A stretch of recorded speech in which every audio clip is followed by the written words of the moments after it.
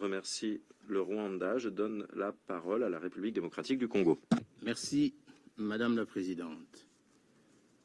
Madame la Présidente, comme c'est ma première participation aux travaux du Conseil en ce mois d'avril 2024, permettez-moi de féliciter votre pays, Malte, pour son accession à la présidence du Conseil et de vous adresser au nom de ma délégation et au mien propre nos vœux de plein succès dans la poursuite des travaux du Conseil pendant cette période cruciale de l'histoire de l'humanité.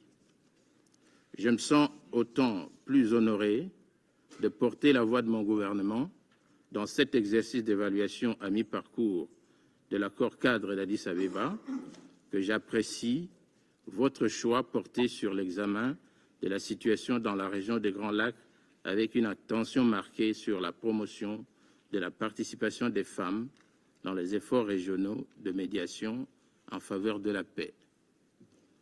Qu'il me soit permis ensuite de rendre hommage à son Excellence M. Antonio Guterres, secrétaire général des Nations Unies, pour son engagement soutenu en faveur de la paix en République démocratique du Congo et dans la région.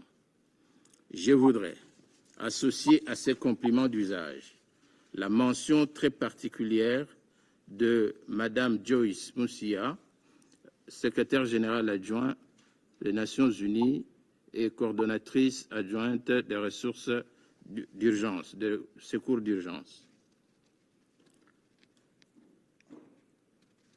Madame la Présidente, je voudrais également saluer la présence à cette réunion de Son Excellence Madame Esmeralda Bravo Mendonça, secrétaire d'État aux relations extérieures de la République d'Angola, et de Madame Petroni Vaweka, ma compatriote, qui a été médiatrice de la paix dans l'Ituri et lauréate du prix américain pour la paix Women Building Peace.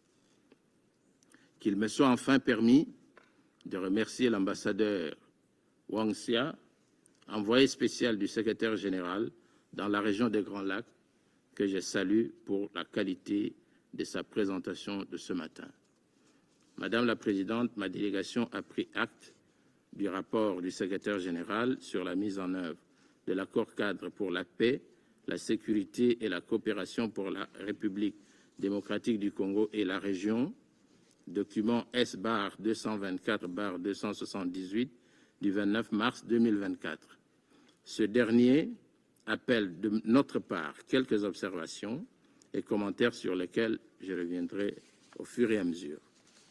Madame la Présidente, pour l'instant, je vous invite à constater avec moi que l'agression armée dont mon pays est victime dans sa partie Est a entraîné le déplacement de plus de 7 millions de Congolais. Les statistiques sont écœurantes. Plus de 70% d'entre eux sont des femmes et des filles. Privées de leurs besoins vitaux basiques, ces femmes congolaises ont perdu toute dignité humaine, beaucoup d'entre elles ayant subi des viols, violences sexuelles et autres traitements cruels, inhumains et dégradants, en particulier dans les périmètres des zones minières. Cette situation, au lourd bilan humain, soit 15 millions de morts, est l'œuvre d'un pays voisin, le Rwanda, à qui l'obsession et l'ivresse des matières stratégiques que regorge le sous-sol de mon pays ont fait perdre toute raison. Ce pays voisin s'obstine à poursuivre son emprise criminelle à la faveur des bénéfices économiques colossaux. C'est pour cette raison que toutes les initiatives de paix prises au niveau régional et international sont restées lettres mortes. Il en est ainsi notamment du plan de paix issu des processus de Luanda et de Nairobi, processus dont le Rwanda a délibérément bloqué l'exécution afin de gagner du temps et de chercher à réaliser son ambition démesurée de se constituer en RDC une zone d'influence qu'il transformerait en colonie d'exploitation et de peuplement à partir de laquelle il contrôlerait les institutions congolaises. Ces actions du Rwanda sont inacceptables et viole la paix régionale et les prescrits de l'accord cadre d'Addis Abeba auquel ce pays avait pourtant librement souscrit. Madame la Présidente, la préoccupation majeure des autorités congolaises en général et du Président de la République en particulier demeure la restauration de la paix dans la partie est de la République démocratique du Congo.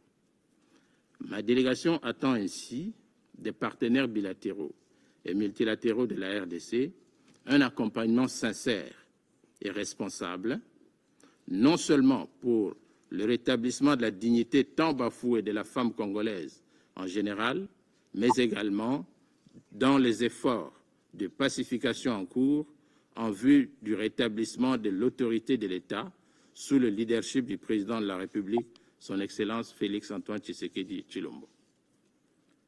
Restaurer la dignité de la femme congolaise devrait certes être une priorité, mais une telle action devrait permettre de surmonter les préjugés et les stéréotypes pour que la femme congolaise, victime de conflits armés violents, puisse mettre leur expérience à profit afin de jouer un rôle décisif dans la prévention et la résolution des conflits. Permettez-moi de souligner que la République démocratique du Congo a pleinement souscrit à l'agenda Femmes, Paix et Sécurité consacré par la résolution 1325 du 31 octobre 2000.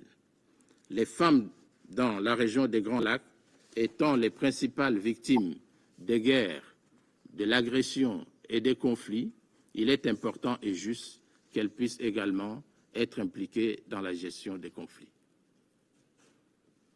L'inclusion du leadership des femmes dans les stratégies régionales de paix, de reconstruction et de processus de médiation à travers la région des Grands Lacs est pertinente car leur participation dans la prévention et la résolution des conflits pourrait avoir un impact positif avant, pendant et après un conflit. À cet effet, ma délégation encourage les efforts déployés par l'envoyé spécial du secrétaire général dans la région des Grands Lacs pour justement équiper, renforcer les capacités des femmes médiatrices du Forum régional des femmes de la CIRGL. Pour clore ce chapitre, il y a lieu de reconnaître que la Convention place des femmes dans sa mise en œuvre. Pour régler les conflits de manière durable, il s'avère fondamental d'inclure et d'élargir de manière plus exhaustive le concept de genre dans la consolidation de la paix dans les Grands Lacs. Le processus de la revitalisation en cours de l'accord cadre pourrait offrir une opportunité pour l'adapter à cette réalité. Madame la Présidente, s'agissant de la mise en œuvre de l'accord cadre pour la paix, la sécurité et la coopération pour la République démocratique du Congo et la région, l'obligation est faite à tous les pays signataires de réaffirmer leur volonté politique de faire avancer la réalisation effective des engagements régionaux, notamment celui de ne tolérer, de n'aider ni soutenir de quelque manière que ce soit les groupes armés. La République démocratique du Congo participe activement aux efforts de revitalisation en cours de cet accord cadre et se tient prête à soutenir la feuille de route qui s'est dégagée à l'issue de la retraite de Durban en novembre 2023, telle que revue du 1er au 2 février 2024 par le comité d'appui technique avant sa validation à la prochaine réunion de haut niveau du mécanisme régional de suivi prévu en Ouganda. Par contre, garantie de l'impunité, le Rwanda et le M23 s'entêtent et ne respectent aucun engagement pris. À ne pas appliquer le plan de paix issu des processus de Nairobi et de Luanda, à ne pas se soumettre aux recommandations de la communauté internationale et à ne pas répondre aux appels répétés du Conseil de sécurité de l'ONU, de l'Union africaine, des communautés régionales africaines et des partenaires bilatéraux au retrait des positions conquises dans les territoires congolais de Rutshuru, Masisi et Nyiragongo. Madame la Présidente, la République démocratique du Congo continue à souscrire aux efforts régionaux, notamment le processus de Luanda et de Nairobi. Mon pays réitère sa demande faite au Conseil de sécurité d'appuyer ce processus en maintenant le maximum de pression sur le Rwanda et le M23. le renforcement de la coopération judiciaire dans la région des Grands Lacs pour lutter contre l'impunité à l'échelle régionale à travers la mise en œuvre intégrale de la déclaration de Kinshasa signée en juin 2022 est un axe important. La République démocratique du Congo réitère par ailleurs sa demande faite au Conseil face aux menaces posées par les groupes armés étrangers, que chaque pays de la région concerné puisse mettre en place des mécanismes, créer des conditions pour prendre en charge dans leurs territoires respectifs leurs propres rebelles qui n'ont que trop écumé l'Est de la République démocratique du Congo. Que le Conseil de sécurité puisse à la prochaine rencontre demander à l'envoyé spécial du secrétaire général dans la région des Grands Lacs de faire un rapport circonstancié sur cette question précise. Pour clore, je voudrais rassurer le Conseil que la République démocratique du Congo, pays épris de paix, respectueux des dispositions du droit international et des valeurs de la Charte des Nations Unies, va continuer à contribuer de manière constructive aux efforts de paix régionaux. La République démocratique du Congo ne se départira pas de sa vision.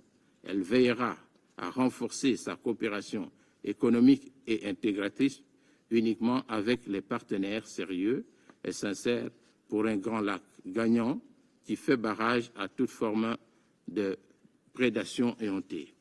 Madame la Présidente, vous allez permettre qu'en 2 ou 3 mots, je puisse répondre à la confusion que le représentant du Rwanda vient de jeter dans l'esprit des membres du Conseil qui étaient pourtant bien éclairés tout à l'heure, parce que le représentant du Rwanda a amené dans le débat des éléments non vérifiés qui peuvent s'apparenter pratiquement au mensonge. Premièrement, s'agissant du génocide rwandais de 1994, parce qu'il a bien souligné que ce génocide a jeté ses conséquences sur le territoire de la République démocratique du Congo. Je voudrais souligner un certain nombre d'éléments par rapport à cela. Il est tout à fait vrai que le génocide rwandais a produit plus d'effets négatifs sur le territoire congolais que sur le territoire rwandais. Pour une raison simple.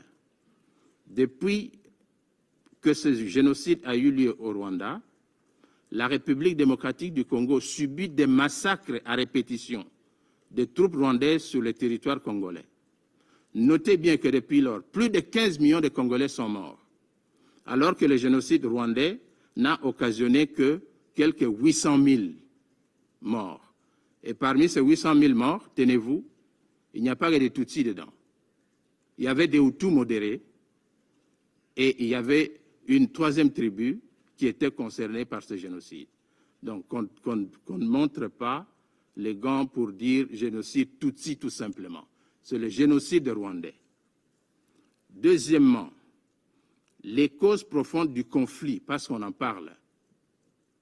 Si nous devons aller aux causes profondes du conflit actuel, il faut rentrer justement à ce génocide. Mais le génocide ne commence pas par le génocide. Le génocide a commencé par un assassinat. L'assassinat du président rwandais Hutu de l'époque qui s'appelait Habyarimana. C'est là qu'a commencé le génocide. Et qui a été à la barre de cet assassinat? Voici ce que nous appelons les causes profondes du conflit actuel. Posez-vous la question, qui a tué le président Habyarimana? C'était au Rwanda, entre les Rwandais, et non pas en République démocratique du Congo. Madame la Présidente, vous allez permettre que je revienne sur une question sur laquelle j'ai beaucoup entendu parler ici, au risque de contaminer les membres du Conseil. Les Wazalendo, parce qu'on en parle ici, on veut les assimiler à des forces négatives. Ça serait un mouvement très dangereux. Les Wazalendo sont des patriotes congolais, des jeunes patriotes congolais, qui ont souffert des affres de la guerre, dont les parents ont été violés, pour beaucoup, par les troupes rwandaises sur le territoire congolais, dont les parents ont été assassinés à leur présence. C'est des jeunes gens qui ont souffert des affres de la guerre, qui aujourd'hui n'ont pour seul moyen de survie que de protéger le territoire de leur pays. C'est aujourd'hui, vous avez suivi le rapport qui a été présenté tout à l'heure là par OCHA, Combien d'enfants sont jetés dans la rue, dans les territoires du Nyiragongo, de Rutshuru et de Masisi? On est en train de préparer les Wazalendo de demain. Ces enfants deviendront des Wazalendo de demain. Mais il ne faudra pas les appeler des forces négatives. Ça serait malhonnête de considérer que des gens victimes d'une agression armée qui se défendent soient considérés comme un groupe armé. Ils ne sont pas un groupe armé. Enfin, et pour terminer, la contribution au maintien de la paix. Nous avons toujours contribué au maintien de la paix en respectant nos accords, en respectant tout ce que nous signons. Mais le Rwanda n'a jamais rien respecté. La preuve est que les troupes rwandaises se trouvent sur le territoire congolais pendant que nous parlons ici. Et le représentant des États-Unis a bien fait de demander au Rwanda de retirer ses troupes du territoire de la République démocratique du Congo. Ils ne le font pas, mais ils viennent brandir le génocide, le discours de haine. On ne les écoutera pas éternellement. Je vous remercie, Madame la Présidente, pour votre patience. Je remercie le représentant de la